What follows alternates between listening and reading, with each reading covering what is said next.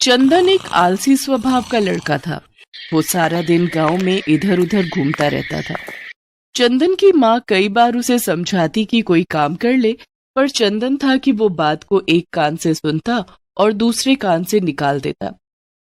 चंदन, ओ चंदन, कितनी बार तुझे बोल चुकी हूँ कोई काम ढूंढ ले, पर तू है कि सारा दिन बस दोस्तों के साथ घूम फिर कर घर आया और रोटी खाकर घोड़े बेचकर सो गया। अरे मेहनत नहीं करेगा तो पैरों में पानी पड़ जाएगा। कल से तुझे बोल रखा है लाला की दुकान से आटे की बोरी उठा ला, पर तू मेरी एक नहीं सुनता। क्या माँ, थोड़ी देर लेटने भी नहीं देती हो? सुबह हुई नहीं कि तुम शुरू हो गई काम के लिए सुनाने। अरे भाग्यवान, इसे काम के लिए कहने की कोई जरूरत नहीं है। मैं बूढ़ा ही काफी हूँ। मैं शाम को आटे की बोरी उठा लाऊंगा। इस महाशय को आराम करने दे, बेचारा पूरे दिन काम जो करता है। अरे सुबह सुबह दिमाग मत खराब करो, जा रहा हूं यार। मुझे पता है जब तक आटे की बोरी लाऊंगा नहीं तब तक तुम मुझे चैन से तो रोटी भी नहीं खाने दोगी। चंदन चिड़चिड़ाकर घर से चला जाता है। रास्ते में उसे उसका एक दोस्त मिल जाता है। अरे सुरेश, कहाँ जा रहा है? दूसरे गांव में मेला लगा है, वही देखने जा रहा हूँ। मेला? अरे वाह, मेला देखने यार मैं भी साथ चलता, पर मुझे तो अभी लाला की दुकान से आटे की बोरी उठानी है। पर मैं ज्यादा देर इंतजार नहीं कर सकता, मैं तो बस निकल ही रहा हूँ। बड़ी मुश्किल से बैलगाड़ी का इंतजाम हुआ है।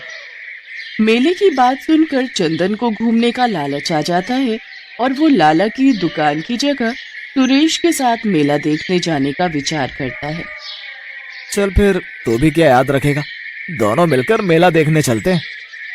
चंदन और सुरेश दोनों मेला देखने चल पड़ते हैं। मेला घूमते हुए शाम हो जाती है।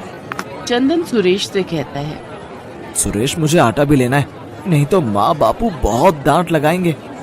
बस थोड़ी देर और रुक, मेरा एक दोस्त है मदन, उसने मुझे यहाँ मिलने के लिए बुलाया था, पर वो कहीं दिखाई नहीं दे रहा। मैं एक बार उसे मेले में दूसरी तरफ देख कर आता हूँ। उससे मुझे शहर से मंगाया कुछ सामान लेना है। ठीक है, मैं तो बहुत थक गया हूँ, पर फिर मैं यहीं इस दुकान के पास बैठता हूँ। तू फटाफट लेकर आजा, फिर निकलते हैं। सुरेश अपने दोस्त से मिलने चला जाता है।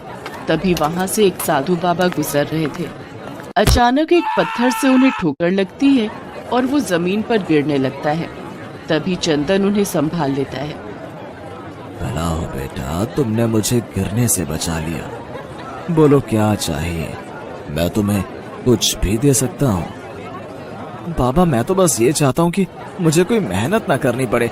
बस मुझे बैठे बिठाए रोज का इतना धन मिल जाए कि मेरे माता पिता मुझ पर क्रोध करना छोड़ दें और कोई काम करने के लिए ना बोलें। उपाय तो है मेरे पास, पर उसमें जोखिम बहुत है। साधु बाबा, सबसे बड़ा जोखिम तो इस समय मुझे काम को लेकर है, क्योंकि मैं सुबह से घर से निकला हुआ हूँ, और अगर मैं बिना कुछ कमाई किए घर लौटा तो फिर से माँ बापू मुझ पे गुस्सा करेंगे। मैं कोई भी जोखिम उठा लूंगा, बस आप मुझे मेहनत करने से बचा लो। चंदन की बात सुनकर साधु बाबा अपनी आंखें बंद करते हैं। तभी चंदन के पैरों के सामने एक चप्पल का जोड़ा आ जाता है। चंदन, ये जादुई चप्पल है। इस चप्पल को पहनने के बाद तुम हवा में उड़ने लगोगे और इन चप्पलों से 2 सोने के सिक्के गिरेंगे। पर याद रहे, जब तुम चप्पल को पहनोगे तो तुम्हारा कद तुम्हारी लंबाई से थोड़ा छोटा हो जाएगा, पर अगले दिन तुम फिर से सामान्य कद में आ जाओगे। एक बात और, जितनी बार तुम इस चप्पल को पहनोगे उतनी बार तुम्हारा कद छोटा हो जाएगा। इसलिए एक दिन में एक ही बार इस चप्पल को पहनना, ताकि अगले दिन तुम फिर से ठीक हो सको।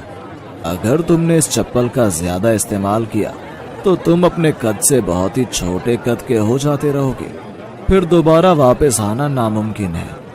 इसलिए इस चप्पल को दिन में एक ही बार पहनना। ठीक है बाबा, मैं इस बात को ध्यान में रखूंगा। साधु बाबा से चप्पल लेकर चंदन सुरेश के साथ घर लौट आता है। रास्ते में चंदन सुरेश को उस चप्पल के बारे में सब कुछ बता चुका था। चप्पल के लिए सुरेश के मन में भी लालच आ गया था।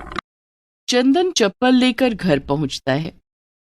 सुबह से अब आ रहा है, तेरे चक्कर में आज रात की रोटी भी नहीं बनी है। अब आटा कहाँ है? लाला की दुकान बंद हो गई होगी और उसके अलावा हमें कोई उधार नहीं देता। अब किसकी दुकान से रात में आटा मांगने जाऊंगी? हाँ, अरे माँ, अब हमें आटे की क्या, दुनिया भर के सारे सामान मिलेंगे। बस तुम रुको तो हमारे लिए हर कोई दुकान खोल देगा। ये चप्पल कहाँ से ले आया? आटे की बोरी की जगह चप्पल उठा लाया है।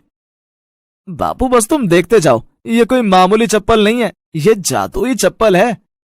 चंदन जैसे ही चप्पल को पहनता है वो हवा में उड़ने लगता है और उन चप्पल से एक एक सोने का सिक्का गिरता है और कुछ देर बाद चंदन वापस जमीन पर आ जाता है।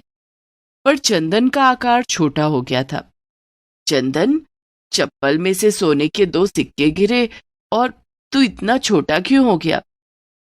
माँ चिंता मत करो, कल सुबह तक मैं बिल्कुल ठीक हो जाऊंगा। अब ये सोने के सिक्के बेचकर जो मर्जी सामान मंगवा लो। ये सब देखकर चंदन के माता पिता की खुशी का ठिकाना नहीं था। अब तो चंदन रोजाना उस चप्पल को पहनता और हवा में उड़ता और चप्पल में से 2 सोने के सिक्के गिरते। अगले दिन चंदन फिर से अपने आकार में आ जाता था। कुछ दिनों में ही चंदन के परिवार की गरीबी दूर हो गई।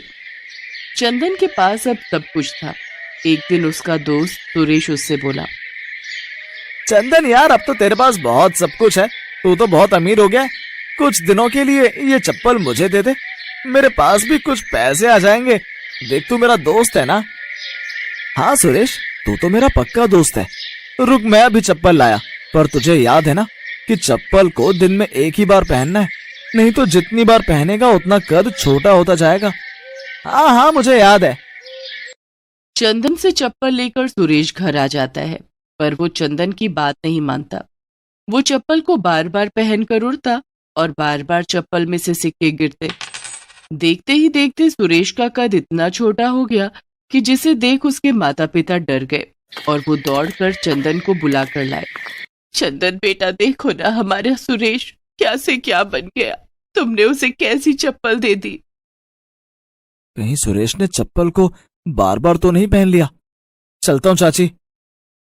चंदन जाकर देखता है जो चप्पल साधु बाबा ने उसे दी थी उस पर एक छोटा सा मच्छर बैठा है। चंदन समझ जाता है कि जरूर सुरेश ने लालच में आकर चप्पल का एक से अधिक बार इस्तेमाल किया। सुरेश के माता पिता का रो रो कर बुरा हाल था। शायद ये सब मेरे कारण हुआ है। साधु बाबा, आप जहाँ कहीं भी हो, मुझे सुन रहे हो ना? मुझे कुछ भी नहीं चाहिए, आप सब कुछ वापस ले लो, ये चप्पल भी वापस ले लो, पर मेरे दोस्त को पहले जैसा ठीक कर दो। मैं वादा करता हूँ मैं आलस भी छोड़ दूंगा और खूब मेहनत करूंगा। मुझे ऐसा कुछ चाहिए ही नहीं जिसकी वजह से कोई नुकसान हो। चंदन भी रोने लगता है। तभी वहां साधु बाबा प्रकट होते हैं। चंदन, तुमने मेरा ध्यान लगाकर मुझे याद किया, इसलिए मुझे अपनी तपस्या छोड़कर यहाँ आना पड़ा। मैंने सब कुछ सुन लिया है। आज अपने दोस्त के लिए तुमने जो प्रार्थना की है उसे देखकर मैं बहुत प्रसन्न हूँ। भले ही तुम आलसी हो, पर तुम दिल के बहुत अच्छे हो, सच्चे मित्र हो, सच्चे इंसान हो। इसलिए ये चप्पल तो मैं वापस ले रहा हूँ, पर तुम्हें और तुम्हारे मित्र को जो ये धन प्राप्त हुआ है, इससे अब नया कारोबार शुरू करो और खूब मेहनत करो। मेरा आशीर्वाद सदैव तुम्हारे साथ है। सुरेश वापस अपने रूप में आ जाता है और वो चप्पल वहां से गायब हो जाती है। साधु बाबा भी वहां से अदृश्य हो जाते हैं। सुरेश और चंदन एक दूसरे के गले लग जाते हैं। उस दिन से चंदन और सुरेश ने मिलकर एक नया कारोबार शुरू किया और दोनों दोस्त खूब मेहनत से कमाने लगे। ये देखकर चंदन और सुरेश दोनों के माता पिता बहुत खुश थे।